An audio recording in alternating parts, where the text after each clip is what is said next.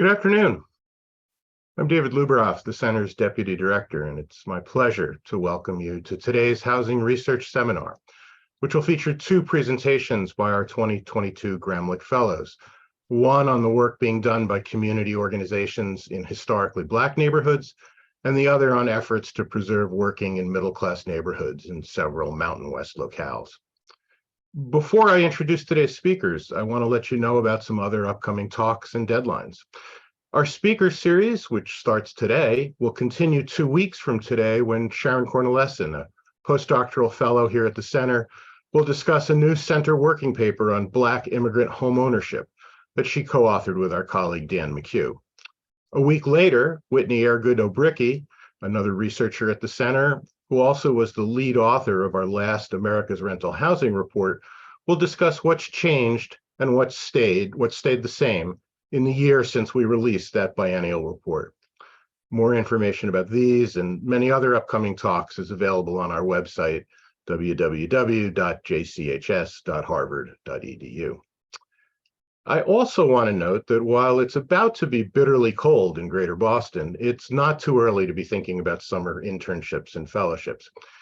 If you're a Harvard graduate student, you should be aware that the application deadline for the Gramlich Fellowship is a week from Monday, while mid-March is the deadline for the Center's other fellowships and grants. We'll be hosting an info session on all these opportunities next Friday afternoon at the Graduate School of Design. You can find more info about that on our website as well.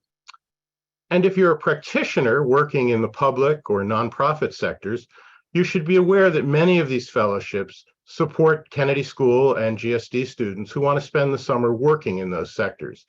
If you're interested in hosting one of those students, please contact me. Now on to today's presentation. For over 2 decades, the Gramlich Fellowship in Community and Economic Development has given Harvard graduate students the opportunity to conduct, present, and ultimately publish original research on challenges for community-based organizations that are part of NeighborWorks America, which supports the fellowship. Today, we'll hear from the 2 students who were 2022 Gramlich Fellows and who are in the process of finalizing their papers, which we'll be publishing this spring. We'll start with a presentation by Taylor Jones, a Master in Public Policy student at Harvard's Kennedy School, who spent the summer examining how redlining and other forms of institutional discrimination have shaped the work done by community-based organizations in historically Black neighborhoods. Then we'll hear from Ariel Rawlings, a Master in Urban Planning student at Harvard's Graduate School of Design, who will discuss how community-based organizations in several Mountain West communities are working to preserve middle neighborhoods, rapidly changing areas that historically have been provided stable homes for middle and working class households. Taylor will speak for about 20 minutes and then take questions for about 10 minutes. Ariel will do the same. We'll wrap things up at about 1:15, maybe a few minutes longer, given that we have 2 speakers. I'm really looking forward to hearing from them, and so are you. Taylor, it's all yours.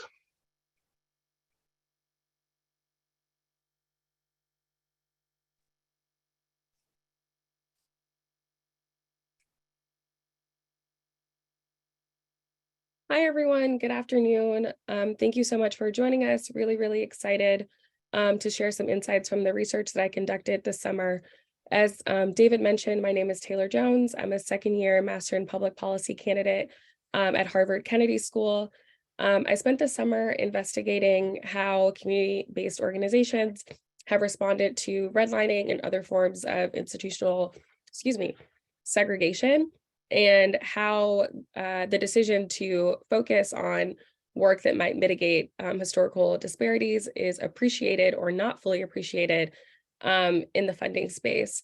I do want to note at the top of this presentation that I will focus a little bit more exhaustively on redlining, but it's important to note that not all the neighborhoods or places that are going to be mentioned during this presentation were redlined explicitly, but all were impacted by redlining or some of the de facto forms of residential segregation, such as blockbusting or racial covenants that were born from it.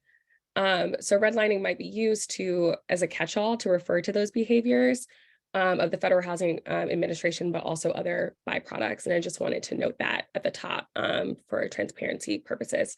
We can move on to the next slide. So just wanting to orient you a little bit as to how the flow of this presentation is going to go.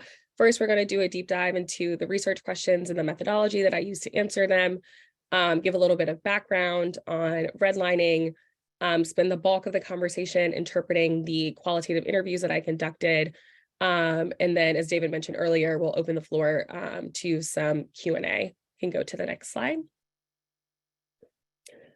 So I chose this quote that's by Liddell Windland, who is a professor of history at Virginia Tech, but also the executive director of a really interesting social science project about housing discrimination called Mapping Inequality, where he says that the redlining maps are like the Rosetta Stone of American cities. And I think that this quote really highlights the contemporary importance of the substantive understanding of redlining, but also the role that I think my project plays in that discussion. So there's been a very broad dialogue, especially over the past couple of years, as policymakers are paying more attention to how starkly segregated cities are driving very disparate social welfare outcomes, particularly for Black Americans across the country. And redlining maps provide an understanding not only for that spatial segregation, but also why inequities can be mapped at the street level, which is pretty micro in scale. You can go to the next slide. So understanding what's driving those conditions is important, but it's also really important to understand what strategies have been deployed to try to remedy some of those disparities. And something that's been missing from that dialogue is an understanding of how community-based organizations have responded to residential segregation and racial subjugation in neighborhoods. And beyond that, there is a suspicion that since these organizations might be focusing on a couple of different strategies that are really rooted in mitigating historical harm and dealing with a very particular set of challenges, it might be difficult for funders to understand that work as opposed to the traditional asset building or real estate development work that a lot of other community-based organizations find themselves engaged in. So that context is where these research questions are born from. And in the top half of the presentation, we'll really focus on doing a deeper dive at the first research question. And in the second half, we'll talk more about the second research question, which really seeks to understand more of the funding experiences of community-based organizations in formerly redlined neighborhoods. We can go ahead to the next slide. So to give a closer look at research question one, I was really trying to get at understanding what the primary objectives stated or implied of Black-led or focused CDCs in neighborhoods that have experienced some sort of racial discrimination and what practices are carried forward to achieve those objectives. So under that umbrella, I looked at some of the demographic shifts that have occurred, especially as it relates to neighborhoods that are experiencing gentrification after disinvestment, and thinking about how the organizations have responded to those shifts. And then thinking about how these orgs and their executive directors view their work in relation to the overall success of their communities and their positionality. And then lastly, thinking about the socioeconomic and political factors that have shaped the development of the organization's mission. We can go to the next slide. So in order to answer that question, I first started off with doing a literature review. I read these 3 books, which to me are foundational in understanding a history of racial segregation and residential segregation in America. I also read a variety of academic articles and regular print media articles just to build a foundational understanding. Go to the next slide. But most notably, I worked with NeighborWorks, particularly staff from the Western region of NeighborWorks, to identify the 7 organizations that you see here that are all operating in neighborhoods that have experienced institutional discrimination. And so one thing that's really, really interesting about this list of orgs is that they're all very different, not just in their region and where they're located, but also in their target population size. So some of the organizations are operating citywide, some are focused on one particular neighborhood. We have an organization that is countywide. And having this diversity in this sample really, really helped to provide a nuanced perspective of how organizations that how some structural differences or demographic differences are engaging in the space, which was very beneficial. But one caveat that I do want to note is that this is a very small sample. There are only 7 orgs listed here. And there will need to be more rigorous quantitative analysis to provide some statistically significant basis to the qualitative findings that I observed this summer. We can go to the next slide. So now I won't beat you guys over the head with a description of what redlining is, but to make sure that we have a shared common definition, redlining is a discriminatory practice that consists of the systematic denial of services such as mortgages, insurance loans, and other financial services to residents of certain areas based on their race and ethnicity. And in the United States, this was perpetuated by the Federal Housing Administration Homeowners Loan Corporation from 1935 to 1968. We can go to the next slide. So this is a residential security map of Philadelphia. And basically what the HLC's task was to assess the risk of investment in a variety of neighborhoods across America. They surveyed, I want to say, approximately 239 neighborhoods. And they would grade neighborhoods from A to D, with D being marked as most hazardous to investment and then shaded in red on these maps. And basically, most of these neighborhoods were neighborhoods that were home to Black residents, or sometimes neighborhoods that were racially homogenous. And neighborhoods that were flagged as D, as they were hazardous to investment, had had a very difficult time securing mortgages through the Federal Housing Administration. So residents in this neighborhood are totally barred from the housing market and from the possibility of home ownership. You can go to the next slide. So to give an idea of some of the impacts that are born from this, this is research that came out of 538, and this is showing Cleveland, which is my hometown. So these areas that are marked in green are where Black residents were pigeonholed during the era of redlining. That's what you're seeing on the left. And on the right-hand side, these are the settlement patterns today.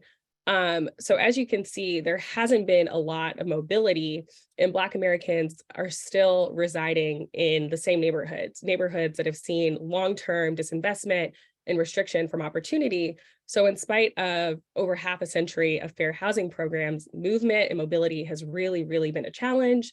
And the HLC maps have really had an indelible impact on settlement patterns. You can go to the next slide. And to further affirm some of the challenges that are existing at the neighborhood level, redlining also encouraged sustained economic inequality.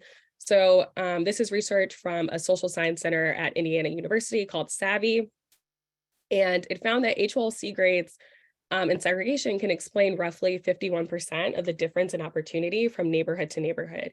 So in this graph, you see children that are born to parents with a constant income. They are all in the same income quintile, but their children are residing in neighborhoods that had different HLC grades, and there's a dramatic difference in the earning potential of those children. So for children that are raised in a neighborhood graded A, the average income is about $35,000. For those in B or C graded neighborhoods, average income is about $25,000. And those from tracts that were graded D have an average income of just over $20,000. So you can really see that there's a really pernicious impact here, and that there's a lack of ability to generate generational wealth in any way. We can go to the next slide. And so redlining, according to Richard Rothstein, presents this really novel idea that the residential segregation that we're seeing across the country is not happenstance. It is not the unintended consequence of well-meaning policymakers, but is rather part of a broader anti-Black agenda that was pervasive in all aspects of American life during that time. And the intentionality of the government to subjugate Black Americans further clarifies a picture of struggle that residents in these neighborhoods continue to face today, and how that history of intentional oppression colors the work of CBOs in those places. We can go to the next slide.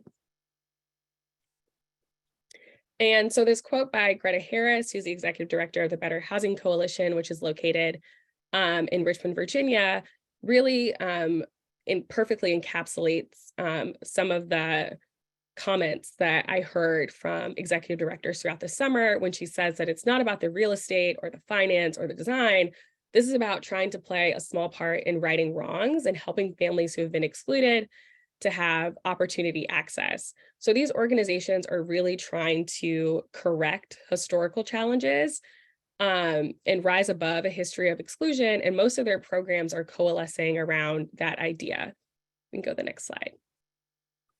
So these 4 pillars further clarify a way that we can organize and understand the activities of organizations that are operating in these neighborhoods. So all of these pillars arose from conversations that I had with executive directors who all shared perspectives that expose these 4 commonalities that I put together.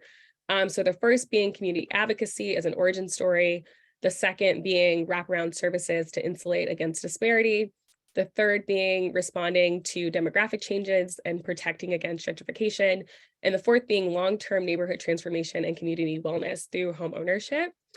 So for each of these organizations moving forward, or for each one of these pillars, I apologize, moving forward, I'll highlight one organization that'll serve as a base case to exemplify the pillar in practice. But as I mentioned earlier, all the organizations that I talked to engage in these strategies in some form or another.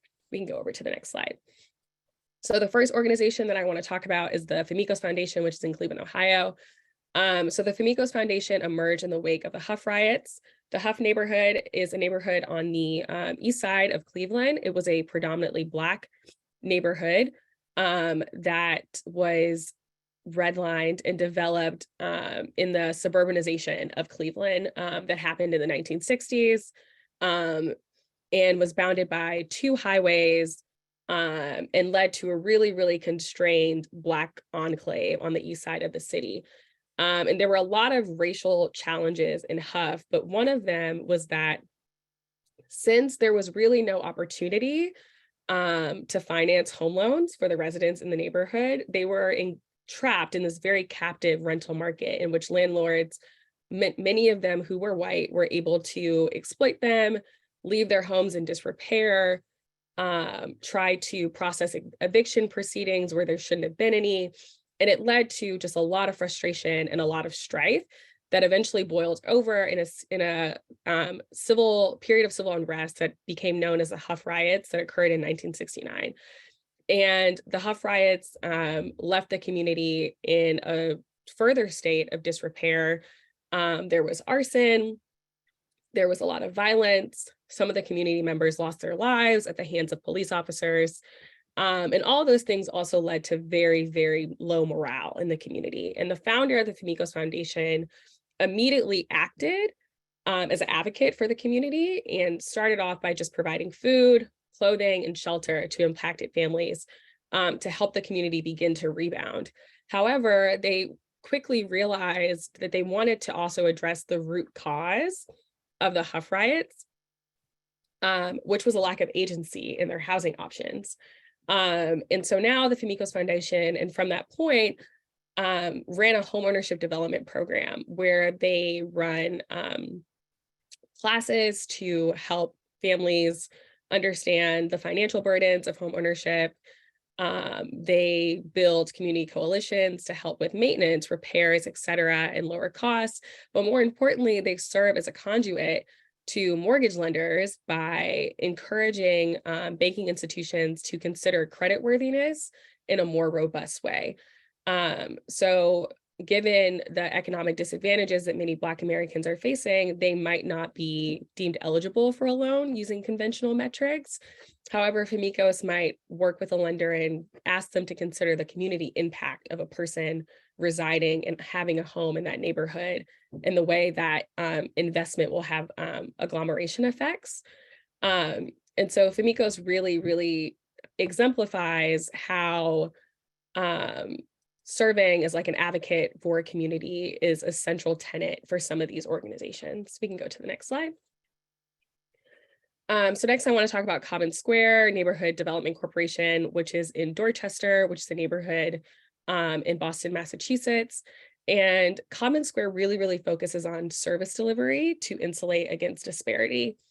So Codman is one of the neighborhoods that I mentioned earlier that was not explicitly redlined, but emerged in response to a campaign of blockbusting that has also created a spirit of disinvestment and challenge in the neighborhood.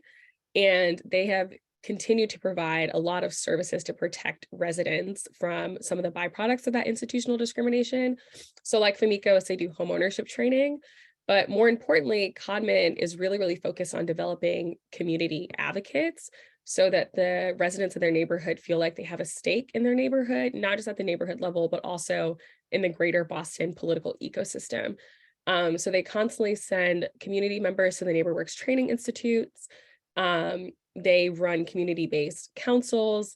They serve as liaisons with the local government to bring policymakers to the Common Square community to ensure that the residents can exercise the fullest amount of autonomy and agency, so that they are able to advocate for themselves and ensure that the neighborhood gets the investments that it deserves for the community members to thrive. We can go on to the next slide. So for the third pillar of protecting against gentrification and ensuring that community members can stay in place, the Fifth Avenue Committee in Brooklyn, New York is a perfect example of doing that sort of work. So I spoke with Bora Lee, who is the chief of staff over the Fifth Avenue Committee, and it really struck me that Bora, who was born and raised in the neighborhood, was able to really share a narrative of neighborhood change over time. So when she first moved to the Park Slope community, which is a neighborhood that Fifth Avenue Committee serves, she remembered it being an enclave for low to middle income immigrant families, most of them from the Caribbean, or Southeast Asian immigrants or East Asian immigrant communities. And it was a place of culture, of community. There were a lot of small businesses. And she remembered that very fondly. However, over time, as rents in nearby Manhattan began to skyrocket and the housing supply was also very constrained, real estate agents were looking for alternatives for residents that were looking to move to Manhattan but couldn't. And Brooklyn became a common sense place. Prospect Park was really like Central Park. And there were a lot of similarities and commonalities. And the brownstones that are popular in Brooklyn were also aesthetically pleasing. And as real estate agents really, really started to turn their attention on Park Slope, it brought a wave of gentrification. So now Park Slope is the second highest income district in all of New York. And that brings about a lot of challenges for families who have been living in Park Slope for years, but are feeling the pressure of an increasingly expensive housing market. So Fifth Avenue Committee really engages in work that tries to protect stabilized housing, particularly for residents that have rent-controlled apartments. They also do tenants' rights training because occasionally landlords that are trying to figure out a way to maximize their profits will use subversive tactics to get tenants out that might not be legal. And then lastly, they run a pretty sophisticated case management program where they're able to refer tenants, to legal services that can help them navigate eviction proceedings, or to leverage complaints against landlords that are not operating in the way that they should be. We can go to the next slide. So even though I spoke about these pillars being a common thread, one of the things that I really want to elevate is that even though these organizations might share similar programs, strategies, or sometimes an origin story that seems very similar, in each of these cases, historical context is going to drive the mission and approaches of these orgs more than anything else. We can go to the next slide. And the Fifth Ward Community Redevelopment Corporation in Houston, Texas really, really spotlights how that can be true. So for the Fifth Ward, its history extends way past or before a history of redlining. This neighborhood was settled after the conclusion of the American Civil War as a settlement for formerly enslaved people. And because of that, it's home to several historic and like culturally significant institutions like schools or churches. So for the Fifth Ward, it's super duper important for them to focus on rehabilitation projects that restore relics of history in the neighborhood, but they also really focus on supporting home ownership because since the community is so significant to the Black community in Houston, but also beyond Houston, ensuring that the people that have lived there for years can continue to reside there and have agency over their neighborhood is a chief concern. We can go to the next slide. So now we're going to make a little pivot and focus more on research question 2, which is going to allow us to understand how those strategies that I mentioned earlier and the decision to focus on those strategies influences the funding experience for these CBOs and their executive director. So for the first question, it's, do funders fully appreciate the scope of the work being done, and how is equity-based work perceived relative to development projects? What are perceived or actual differences in funding procurement for minority executive directors in comparison to their counterparts? And then how has the racial reckoning of 2020 impacted the funding experience? You can go to the next slide. So first, we're going to chat about that last point. So the death of George Floyd in May of 2020 at the hands of a police officer really impacted the psyche of the country. And it, in tandem with the ongoing pandemic, forced many of us to confront the inequities that exist in our society and encourage many businesses and related entities to make ideological or financial pledges to equity and racial repair. We can go to the next slide. So according to a 2022 Washington Post analysis, in 2020, about 50 of America's largest public companies and their respective foundations pledged an estimated $49.5 billion to address racial inequity, with $30 billion coming from JP Morgan Chase & Company alone. So there were programs for Black women in particular. There were programs that were aimed at economic development, aimed at community development, aimed at housing affordability, et cetera. However, a significant portion of this funding came through loans and not unrestricted grants, which did impact how different community-based organizations were able to work to attain that funding. We can go to the next slide. So for the first example, I want to talk about Homesite in Seattle, Washington.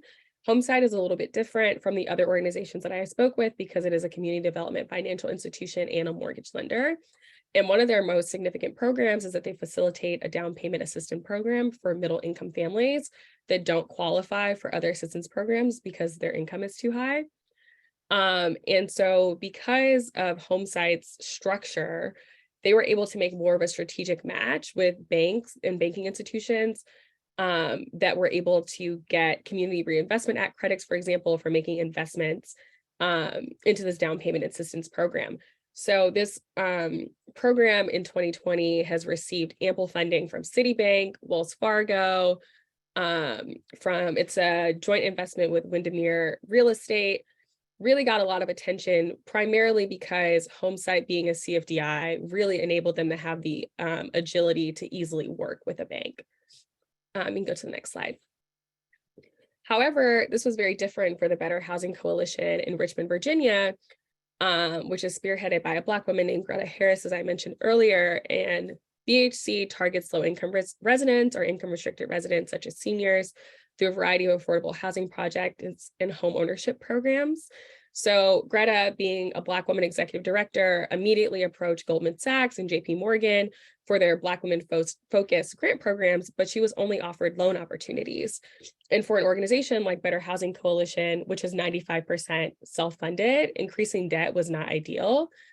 And I think the disparate experiences between Homesite and Better Housing Coalition really shows how in some ways these public pledges did not materialize real benefit, or they weren't no strings attached investments. Greta also noted that she didn't know anyone personally who successfully applied for and accessed these funds. So more research needs to be done to substantiate the full efficacy of these programs.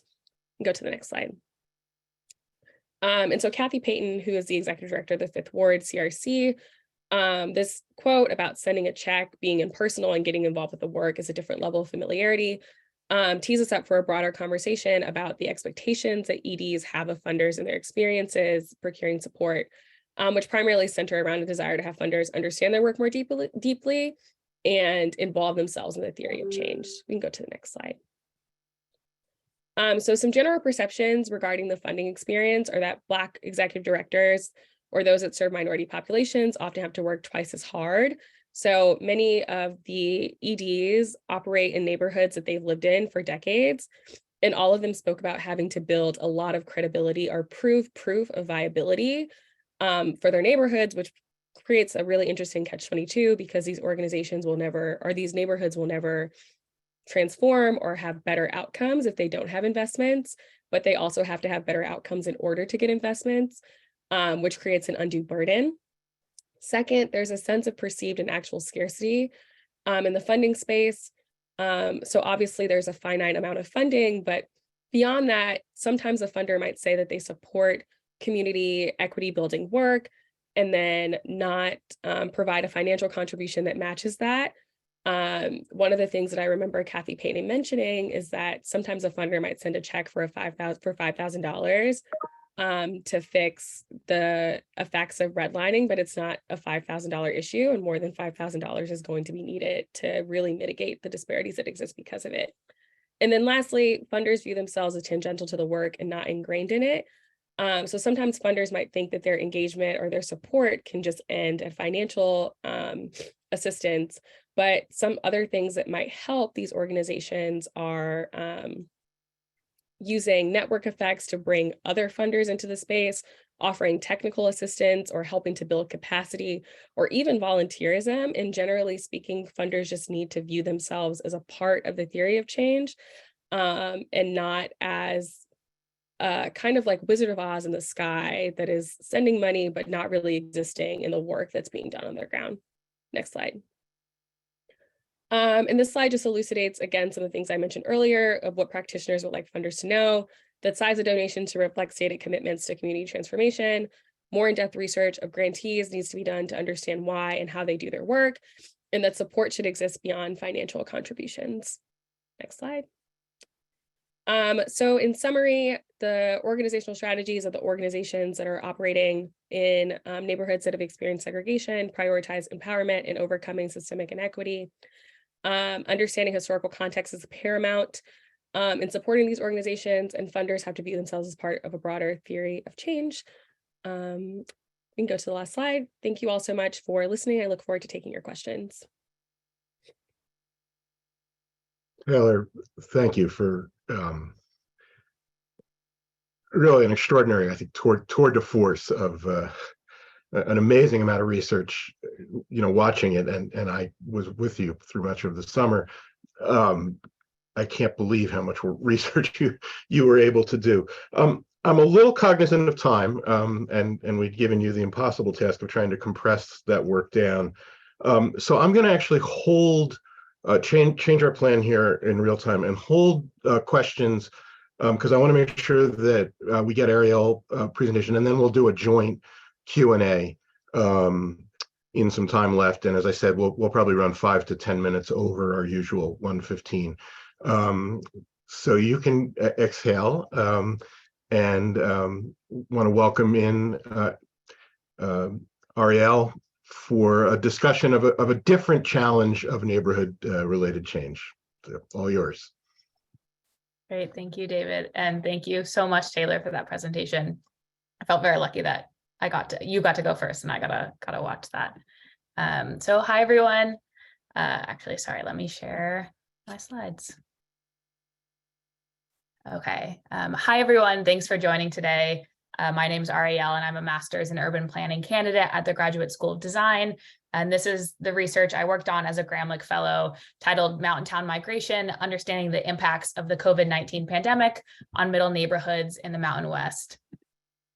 So I want to start off by talking briefly about why this research is important to many community-based organizations working on housing, or just to the issue of housing affordability more broadly. And that is, we know that housing prices vary by neighborhood. For example, this map, looking locally at the Cambridge and Somerville area, identifies median home values at the neighborhood level when comparing to a localized baseline. And we can see here, but also in many communities around the country, there are neighborhoods with median home values on the very lowest end of the scale, and they're sitting right next to neighborhoods with home values that are on the very highest end. So given this, many affordable housing practitioners and consumers of housing, of which we all are, find that there is a mismatch between the groups of people who require help to afford housing in their cities, which is increasingly lower middle and middle income families, especially following the COVID-19 pandemic, and the types of neighborhoods where public policies, funding sources, or practical constraints direct those organizations to focus their housing supports, which are often the neighborhoods that are on one end of two extremes, either the lowest income neighborhoods where the most unstably housed residents often live, or the highest income neighborhoods where home prices are drastically and increasingly unaffordable. Because of the increasing spatialization of economic inequality, I dove into research focused on the middle neighborhood, or the neighborhood that is not on one end of an extreme, so neither high income nor low income, but somewhere in the middle. That's why previous scholarship has dubbed them as middle neighborhoods. So the first step in my research was understanding middle neighborhoods, what they are, what they look like, and what they look like in the Mountain West region, which is where I focused my research, and how to define them given previous work that has been done on middle neighborhoods. Middle neighborhoods are those neighborhoods within cities or suburban areas that are on the edge between growth and decline. They're the areas of cities that are generally naturally affordable, that house middle-class families and the middle income or workforce population of a city. And they're often more racially, ethnically, and economically diverse than neighborhoods that are higher income or gentrifying, or neighborhoods that are lower income and experiencing disinvestment. So I think that the intersection of the topic of middle neighborhoods and the Mountain West region in the United States, defined here as the area that's made up of Idaho, Montana, Wyoming, Nevada, Utah, and Colorado, is really interesting and really important.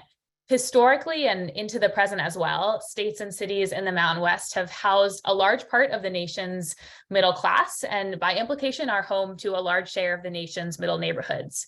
So this map shows all of the census tracts in the Mountain West that fall within 25% of the national median income.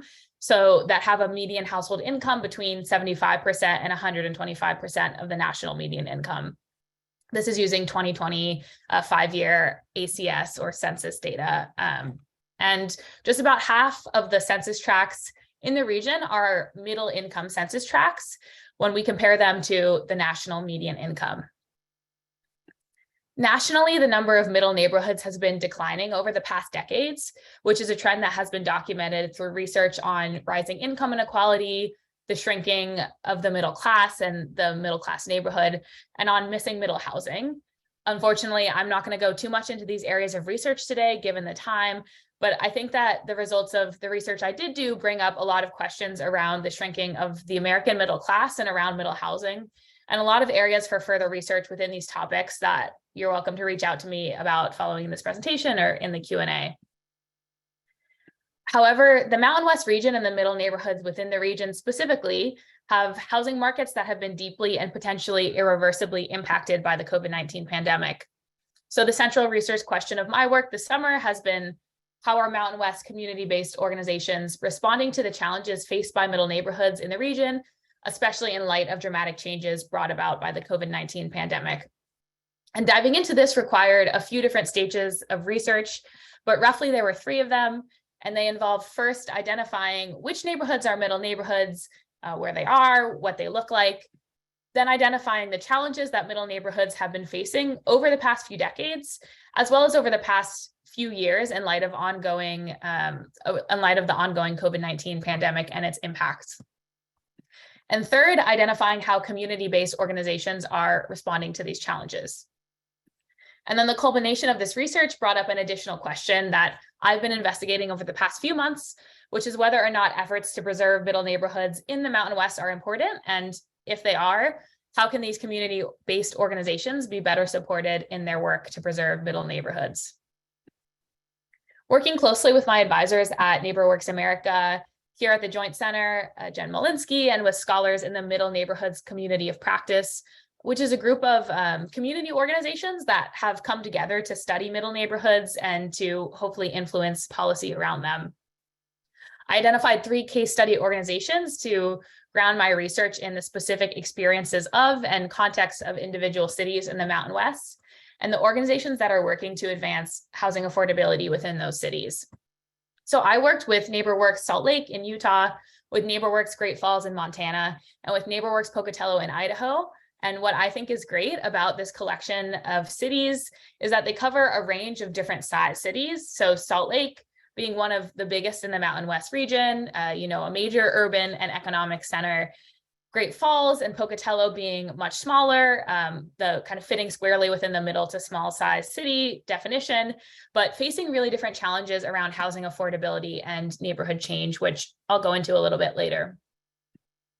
A great number of the cities that have their highest proportion of population coming from the middle class, as opposed to lower income or higher income tiers, are located in the Mountain West. So this is an analysis from the Brookings Institution from 2018, looking at where the American middle class lives. And some of the cities they identified that have the highest proportion of their population from the 3 middle income quintiles include Coeur d'Alene, Idaho, Ogden, Utah, Logan, Utah, and Idaho Falls. So the baseline spread furthest on the left is, of course, 28% of the population coming from each income quintile, or 60% from the lower middle, and upper middle income quintiles combined. And these cities all have a higher percent of their population coming from the 3 middle income quintiles. So I extended this analysis to the 3 cities I focused on for my 3 case studies. And these cities as well, Great Falls, Montana, Pocatello, Idaho, and Salt Lake City, Utah, also have a higher proportion of their population coming from the 3 middle income quintiles. So just to summarize, they're strong middle class cities. And zooming out to the state level, Mountain West states tend to have a statewide median income that is close to the national median income. In other words, mountain states on average are middle income states. And you can see this by ranking states from the lowest median household income to the highest. Here, this is using 2020 data. Mississippi is at the bottom at 71.6% of the national median income. Maryland is at the top at 134% of the national median income. And then the 6 Mountain West states all cluster right around the national median household income, which was $64,994 in 2020. And then lastly, and most motivating to my specific research question, the Mountain West region and the housing market within the region has been deeply and very dramatically impacted by the COVID-19 pandemic. Cities in the Mountain West saw an absolute explosion in real house prices and in average rents. And on a personal note, in the middle of this slide, I have pulled out a headline from a New York Times article that focused on the county where I grew up in central Idaho, which has been experiencing really an affordability crisis that has displaced lower income and working class families. Visualized here, you can see that home values have increased in metro areas in the Mountain West, much more than they have increased on average nationally. So each of these blue lines shows home values in different Mountain West metropolitan areas, and then compares them to the baseline of the US average change in home values over the same time period in red. I could spend a lot of time talking about how to define middle neighborhoods. I did spend a lot of time thinking about how to define middle neighborhoods for the purposes of my research. And I'm, again, happy to go into this if anyone is interested, but I ultimately decided to define middle neighborhoods based on the median income of their residents. So making them the census tracts with a median household income between 80% and 120% of the area median income, which is also defined as the median income of the metropolitan statistical area if you're employing census data as I was.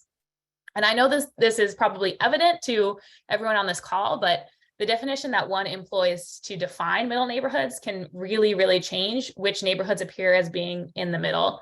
And therefore, settling on a definition of middle neighborhoods is a really important first step in conducting any research on them, and is therefore an area where I focused a good amount of time. Okay, with that foundation, I'm going to spend the remaining time talking through some of the results that came out of my research, starting with looking at changes in the number of and the dispersion of low income, middle income, and high income neighborhoods within each of these cities. I used median household income estimates at the census tract level to identify the neighborhoods within a metropolitan region that were low income, which are shown here in this lightest cream color, middle income, which are in red, and then high income, which are in a darker gray brown. I know the colors aren't super strong, so bear with me for that. But using this definition of middle income being between 80 and 120% AMI. That placed the low income neighborhoods as defining those below that, so below 80% AMI, and then high income neighborhoods as above that, so above 120% AMI. And to visualize changes occurring over time, starting here with Salt Lake City, showing its neighborhoods in 2010 on the left versus 2020, you can see that the biggest change seems to be happening in the outskirt, larger, more suburban census tracts. Many of those that were middle income are now high income.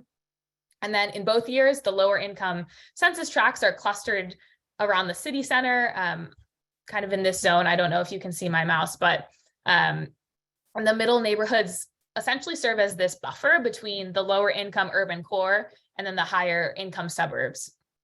The most clear change from 2010 to 2020 is an increase in the number of high income census tracts, or those with a household median income above 120% of the area median income, which we might say is telling a story of rising home values, or at the most extreme of gentrification in Salt Lake City, at least within a good number of the neighborhoods. Great Falls, as you can already see, looks very different. Just given that it's less urban, a smaller city, the maps look really different, and the size of census tracts also is very different. We saw different changes over the same time period in Great Falls. Here, towards the middle of the city, some neighborhoods flipped from being low income, shown in this whiter color, and then two neighborhoods around the outskirts flipped to being higher income. The trend in this case seems to be an increase in the number of lower income census tracts, or those neighborhoods with a household median income between 80% of the area median income, below 80% of the area median income. And these lower income neighborhoods spurred out of what were most often previously middle income ones. Lastly, Pocatello, Idaho, you can see here in this map that in 2020 on the right, there were fewer middle neighborhoods than there were in 2010. And many of those neighborhoods flipped from being either low income, especially those that were towards the center of the city, or to being higher income in the case of those neighborhoods that are around the suburbs and in the periphery. In Pocatello, around 54% of the neighborhoods were middle neighborhoods more than a decade ago in 2010, while in 2020, closer to 35% of the neighborhoods were middle neighborhoods. And the percent of neighborhoods that were low income neighborhoods increased by about 10%, as did the percent of neighborhoods that were high income. And something I really want to call attention to that arose from this work is that this analysis does not factor in the range of household income in a given census tract. So effectively, it's not distinguishing between neighborhoods that are what I'm going to call middle income. This is more in line with the definition of middle neighborhoods as neighborhoods in which a majority of the residents within them are members of the economic middle class, and then mixed income neighborhoods, which might have the same median income, but have a good deal of residents who are both lower income and who are higher income. If we do decide that preventing the erosion of middle neighborhoods and middle neighborhood stabilization is a goal, then stabilizing and protecting a middle income neighborhood is likely going to look very different than stabilizing and protecting a mixed income neighborhood. But in practice, if we're just looking at median incomes as I'm doing in this analysis, then both middle income and mixed income neighborhoods appear the same. They would both show up as red on these maps. So an important area of investigation for the qualitative work I did in partnership with staff at NeighborWorks Salt Lake, Great Falls, and Pocatello this summer involved learning from their on-the-ground perspectives, and also from the site visits I was able to do, which included neighborhood walking tours to tease out some of this distinction in context of each individual neighborhood. This distinction between middle income and mixed income neighborhoods was really elevated through the interviews that I did with staff members at my case study organizations. In these three cities, NeighborWorks staff highlighted the primary challenges that their organizations face, many of which have been dramatically impacted by the shift stemming from the COVID-19 pandemic that I talked about a little bit earlier. And these changes, I think, fall roughly into two buckets of community development work that these organizations are engaged in. The first is promoting neighborhood stability. This includes addressing blight. It includes maintaining an aging housing stock that requires, in some cases, prohibitively expensive repairs. And it includes supporting aging homeowners as well, which in some cases especially in Pocatello and Great Falls, are residents who have fewer supports, are cities that provide fewer supports for older individuals, and in some cases have a smaller formalized social safety net. In general, these challenges are persistent in low-income neighborhoods, and they tend to affect residents of lower-income neighborhoods disproportionately. The second bucket of challenges is working to preserve affordability, not just in the short term, which has become an absolute necessity as a result of the pandemic, but in perpetuity. So this includes keeping home ownership accessible and making sure that first-time home buyers can afford to buy in a given neighborhood. It also includes building affordable rental housing, which allows those who are unable to afford a home, who are younger, who are older, or more mobile to live in a neighborhood. And increasingly in this current hot housing market that these Mountain West communities are experiencing, it includes competition with investor buyers, both residents and homeowners in a neighborhood who are being priced out, and also the NeighborWorks organizations themselves, who in all three of these cases are building housing, but are more and more resource constrained in that effort. And in general, these challenges are challenges that we see most pronounced in high-income neighborhoods where rising prices and where gentrification are at play. I think that my research highlights a third primary challenge, and that is the erosion of middle neighborhoods, which looks at those neighborhoods that are neither low income nor high income and works to prevent some of the challenges that then come to face low income neighborhoods and come to face high income neighborhoods. This is a little bit of a chicken and an egg situation where we might ask, do these challenges around neighborhood stability and affordability come into play and turn these neighborhoods from middles to going one direction or the other? Or do income levels change? Do demographics change? And that then spurs challenges around promoting neighborhood stability and challenges around preserving affordability. Most likely the answer is a combination of both, that these two work in tandem. However, the specific challenge of middle neighborhood erosion has not really been addressed head on. And again, I just want to highlight that this deep question still remains, and a middle neighborhood turning into a high income neighborhood, for example, is a different challenge if the flip happened because the income of many of the households in the neighborhood changed or a small number of higher incomes moved in, which pushed up the median, or if the number of low income residents are being displaced, but the number of middle class and upper class residents of a neighborhood are staying, which pushes up the median.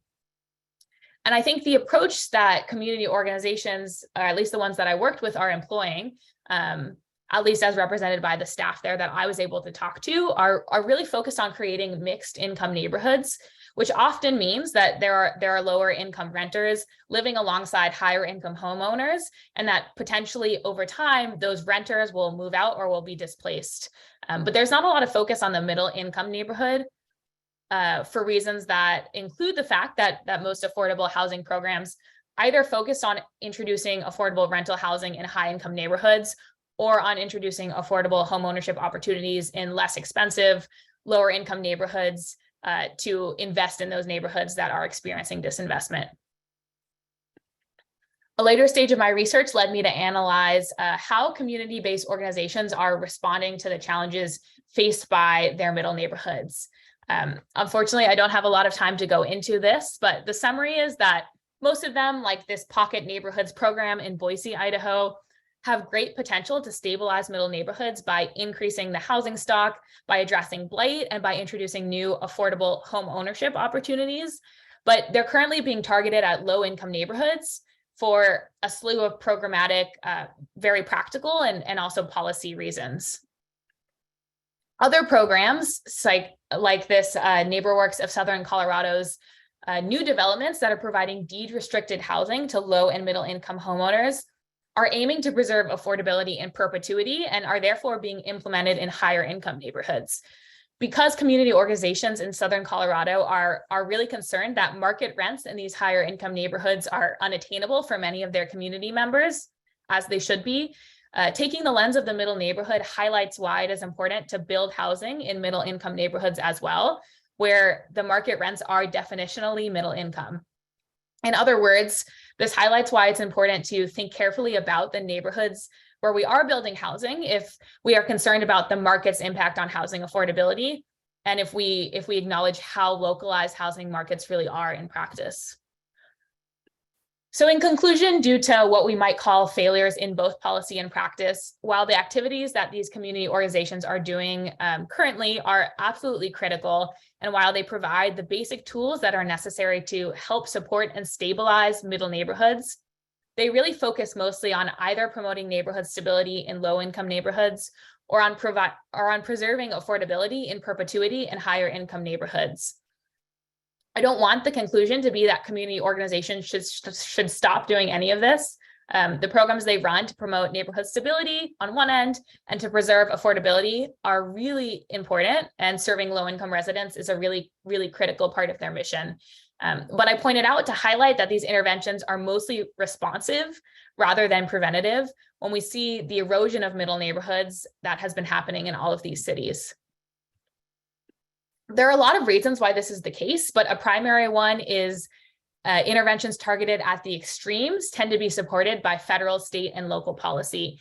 This was the primary motivation behind the original scholarship on middle neighborhoods, an acknowledgement that they tend to be missed by most housing and economic development policies, and this is ringing true in the case of the Mountain West. Also, the way that many affordable housing programs are structured, practitioner organizations have targets and requirements related to serving households at or below 80% of the area median income. And again, for really important reasons, these stipulations exist, or at least that was their intention. And so this takes these community organizations to neighborhoods where lower income households live, which are often these lower income neighborhoods. Or in some cases, I saw this in Salt Lake City, leads to a focus on introducing income restricted rental housing in higher income neighborhoods to achieve this vision of a mixed income neighborhood. Middle income neighborhoods and mixed income neighborhoods are often conflated in conversations about middle neighborhoods, and this has led to a lot of confusion among practitioners. And organizations are scrambling to introduce rent restricted rental housing in hot housing markets. And this, of course, mixes income levels, at least in the short term, but these mixed income neighborhoods are not really stable over the longer term when the low income households are mostly renters and the higher income households are mostly homeowners. And I think that, just to summarize quickly, looking at middle neighborhoods as a lens when doing some of the analysis like what I've presented, just highlight how different these two neighborhoods can be in practice and how we have to keep that in mind as researchers, as scholars of affordable housing or housing policy, and as practitioners as well. So that is all I have. Thanks. Ariel, again, thank you. Really, again, just an extraordinary kind of tour de force. Taylor, if I can bring you back to join us. There are several really interesting and often very detailed questions involving everything from the CARES Act to how taxable discharge debt is handled in some of these middle neighborhoods, to the role of CLTs. And unfortunately, we don't really have time to dig into those. But we will share, and those of you who have other questions, we will be sharing the questions with the presenters, and they may, I think there are just a couple that they may want to respond to you directly via email. So I encourage you to do that. I actually want to step back, you know, as one who has seen these projects emerge, and ask each of you, as you reflect back, I think both of you took on really interesting, really important questions, and as both of you noted, there were questions that haven't necessarily gotten a lot of attention. And so I'm wondering, for each of you, you went in, you both came in with a very strong interest in this. What particularly surprised you? Either was there something that you found that you just didn't expect, or were there things that you found that you knew were important but turned out to be much more important than you thought? And perhaps, Taylor, why don't we start with you so Ariel can catch her breath. Sure. I would say Just for broader context, I've been interested in residential segregation for a while. It's something that I witnessed in my hometown, and also worked a little bit on for my undergraduate thesis. So starting this project, I think I had the inclination that I knew a lot about the space, and I knew that I would come across new information, but I felt like I wasn't going in as a subject matter expert necessarily, but I felt pretty familiar with a lot of things. And I think what surprised me the most is the piece about historical context in a place. I think I definitely underestimated how critical it would be. I talked a little bit about that with the Fifth Ward CRC because it was the best case for it.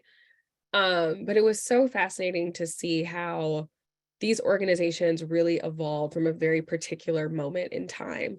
And all of their strategies and their programs are hearkening back to that moment in time and the sentiments that residents had then and how those sentiments are being carried forth into the contemporary era.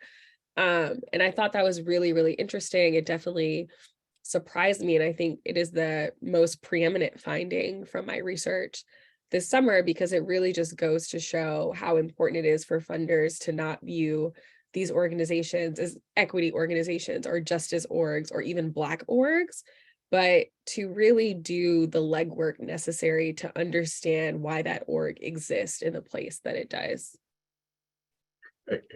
I'm struck just listening to you that finding, it appears, also occurred both in organizations working in places that were still primarily Black, primarily low income, but also the orgs that were working, in Brooklyn or in places that either have gentrified or a place like Codman that may be gentrifying.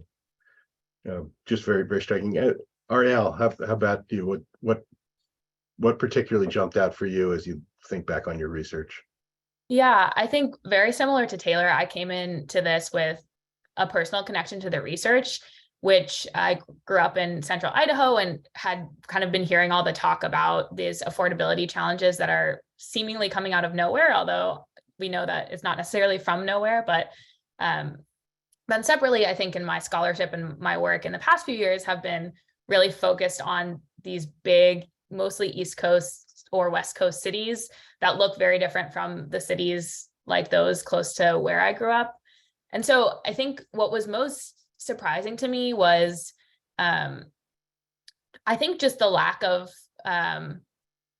thinking about how policy that's set often at the federal or state level just has trouble contextualizing itself, and really working with organizations who know their context so well and know the challenges that they're facing, but don't have a lot of tools to contextualize that research. I was coming in with a perspective of mostly focusing on the New Yorks and Bostons and San Franciscos of the country, but also having had this personal experience in a small town growing up there and thinking about housing affordability and just reconciling those two.